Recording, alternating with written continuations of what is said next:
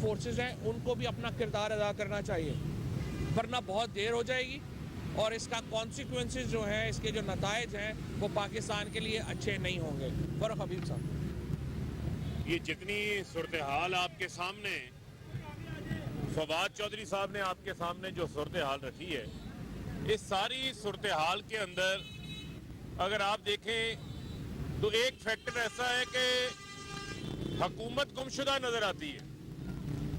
यानी कि शहबाज शरीफ जो कि मुल्क के वजीर आजम है, मैं तो उन्हें नालायक आजम कहता हूँ, जो इम्पोर्टेड हुकूमत है उसकी कोई ना कोई अहमियत ही नहीं है इन तमाम इश्यूज पे।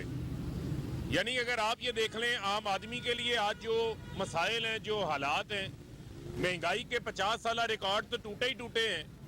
अब एक गरीब आदमी जिसने 2 वक्त में रोटी खानी है, आटा जो है वो 125 रुपए किलो हो गया है। यानी कि आम आदमी जिसने 2 वक्त अपने बच्चों को रोटी खिलानी है, उसके पास हालत ये है कि अब उसकी आमदन में वो अपने बच्चों को 2 वक्त की रोटी नहीं खिला सकता। आटा इतना महंगा हो गया है। आपने देखा है कि वजीर आजम इसके ऊपर कोई इजलास कर रहे हो, कोई लाहे अमल बना रहे हो, जहां मुल्क के अंदर अफगानिस्तान के साथ जो सूरत हाल में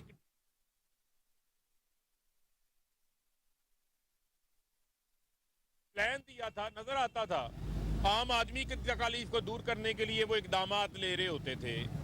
आज मुल्क की सिक्योरिटी की हालत को बेहतर करने के लिए, खारजा सतह के मामलात को बेहतर करने के लिए वो खुद एक लीडरशिप का रोल प्ले कर रहे होते थे। यहाँ पर तो ये लगता है कि एक ऐसी हाइब्रिड हुकूमत चल रही है जो कि आटों के ऊपर